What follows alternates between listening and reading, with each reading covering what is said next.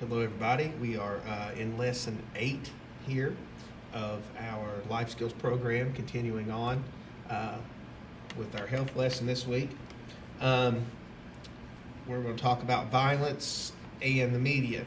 And violence, it says, what is violence? Violence is an act or threat that hurts a person or object physically, such as hitting, kicking, or verbally, such as insults or yelling. And violence in the media.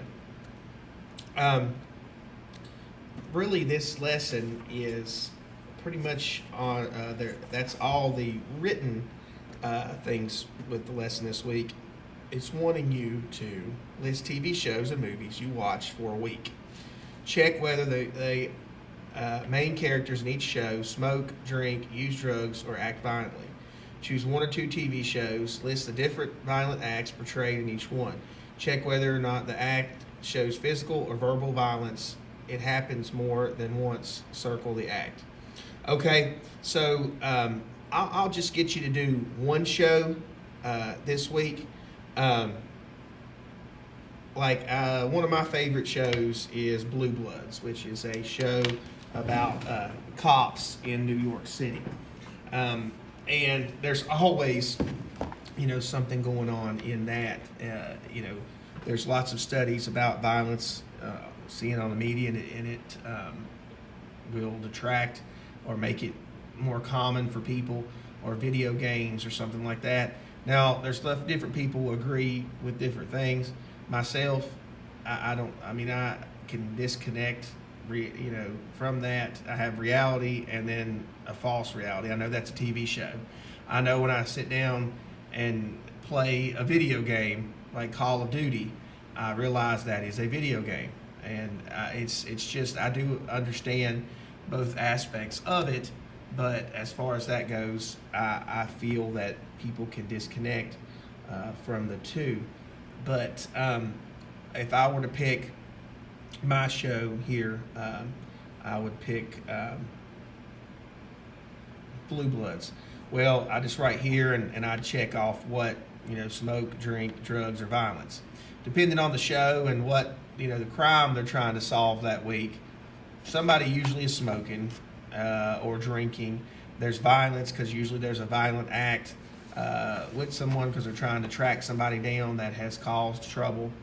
And I would put Blue Bloods down here on this one.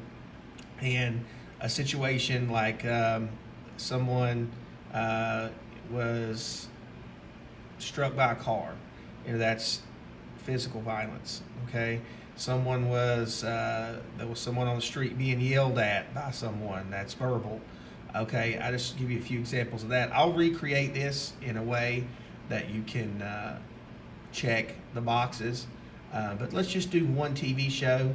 It could be a 30-minute program, a hour program, whichever. It could even be cartoons, the old Bugs Bunny cartoons, Elmer Fudd or Yosemite Sam, Bugs Bunny. They're shooting guns. Okay, that could be violence. All right. Now, I'm not necessarily saying that's a violent cartoon. Again, I think you can separate the two and realize, what's real and what's not real. But just as an example, of trying to give you a few things to think about. It can be any show you want. Scrolling down here, it's got another show connected to it, but just for the sake of our lesson today and making it a little bit easier on you with all your other work you have going on in your classrooms, I'll just make you do one TV show. Now, this reality checks, okay? The reality check when you watch TV programs, TV shows. Here's some questions to ask. Now, I will have this, redo this for you here. And again, like I said, it's the reality check as far as it says, what is it happens in real life? Is this what happens in real life? Yes or no? Do I agree with this image? Is there any good reason for this violence? Was it willing to make a point? Trying to make a point, or was there to give the viewers a safe thrill? What would be the consequences of this violence in real life? Are these consequences shown? Like in a cop show, somebody they're trying to solve a murder. They end up always catching, by the end of the show, who committed the murder. So the consequences would be shown. They're arrested and taken to jail, for example. What are good guys always right no matter what they do? Now we know from different things they're not. Sometimes these cop shows bend the rules a little bit to maybe beat on somebody to get a confession or something like that. Okay, so they're not always in the right. But it depends on the show that you're watching. Are the bad guys shown deserve what they get, even if it's vigilante or illegal violence? Vigilante, they call, as an example, vigilante means you taking the law in your own hands. They call Batman a vigilante because doesn't have really any authority to go fight crime, but he does it anyway. He goes and fights bad guys and arrests, puts people wrapped up in handcuffs or tied up in front of the jail, So he's a vigilante. He has no authority to do that, but he does it anyway. 7, it says, is this the best way to resolve the conflict? And 8, how else might this conflict be resolved?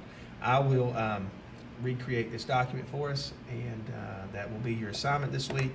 Nothing too bad. If you need help, as always, get a hold of me here on Google Classroom or through Tazewell Middle School.